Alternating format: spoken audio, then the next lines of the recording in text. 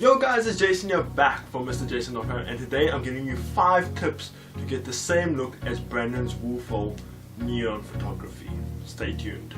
Right guys, so as you said in the intro, okay, I want to give you guys 5 tips on how to get the same effect as Brandon Woelfel, as I think that's how you pronounce his name, and same as his photography that he does on his Instagram page. I'll throw some Instagram footage on more Instagram pictures on the big screen now.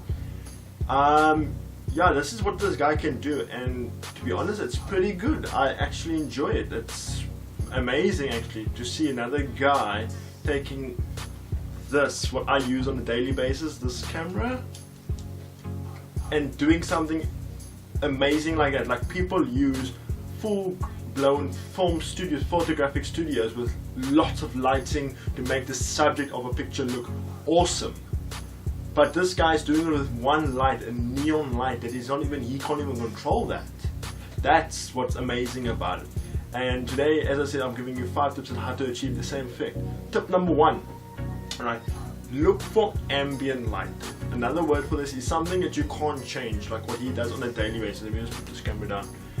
What he does on a daily basis, he goes out, he looks for lighting, like for example, he walks past the street, there might come a barber, he might walk past a barbershop and the barbershop light might be on saying open now. That's the kind of light that he would use on a daily basis, and that's something me and you should look for when we want to do something like that. I might do a whole tutorial about how to look for those kind of lights, but I'm not too sure about that now. But at the moment I'm giving you 5 tips. So look for ambient light. Put your subject as close as possible to it and shoot in that ambient light, and you'll be surprised at what you can actually get. And always shoot in RAW, because if you're going to shoot JPEG, you shoot a completely flat profile. You cannot do nothing to that picture quality after that's done. Okay, tip number 2.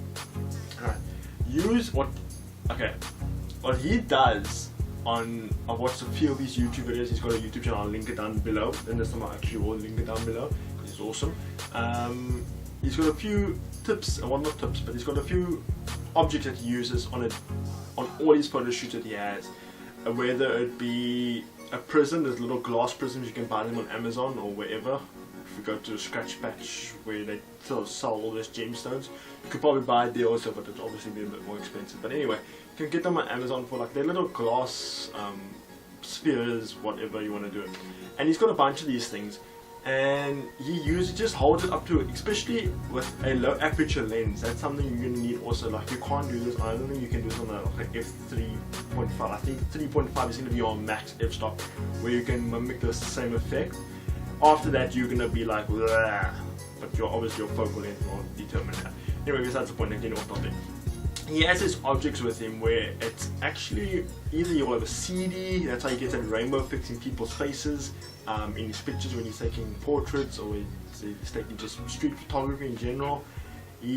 That's how he gets those effects. It's just your objects, ordinary object that me and you have access to, and he's doing it and he's using it to his advantage. But when you think Brandon Woelfel, I don't know how to say his name, when you think about him, he literally, that's what comes to mind. It's his organic input by taking a simple object, glass prism, and just putting it up towards the lens in that blurry focal length that you can't actually see, and that's just giving you a different effect on the focal length that you actually focused on, and that's what's awesome about it. Tip number 3. Always shoot, well, he shoots in dusk no matter what. This from Peter Meike. I've done extensive research on this guy. I live in South Africa, he lives in New York, so it's like really far.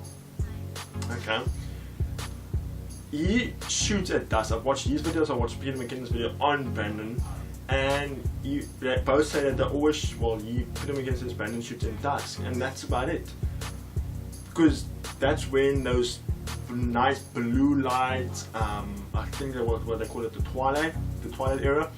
It's when the blue light comes into the sky. Like, it's not dark, but it's not light either. It just gives you a nice effect of blue tinge in your photographs.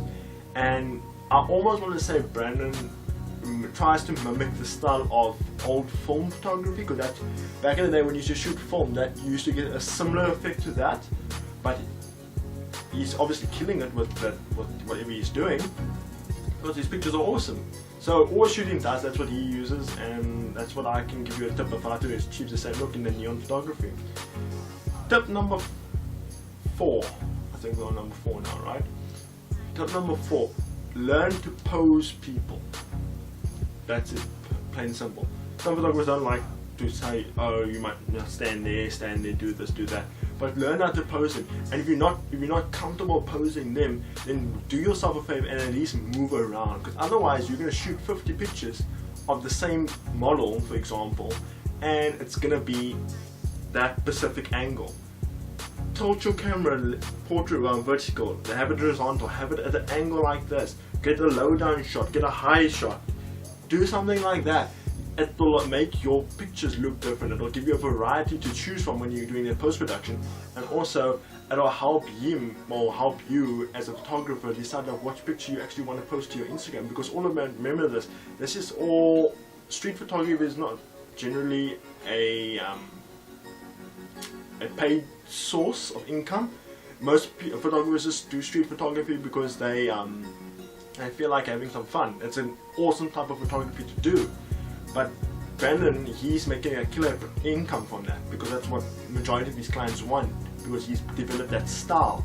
So that's what I'm trying to get you. Develop your style, and then you can go from there. You can either start making cash from it, or you can just do it as a hobbyist, because that's what I'll do. It's not my type of photography. My type of photography is more natural, outdoor, landscapes, things like that. That's my type of photography, but that's his thing and he's killing it.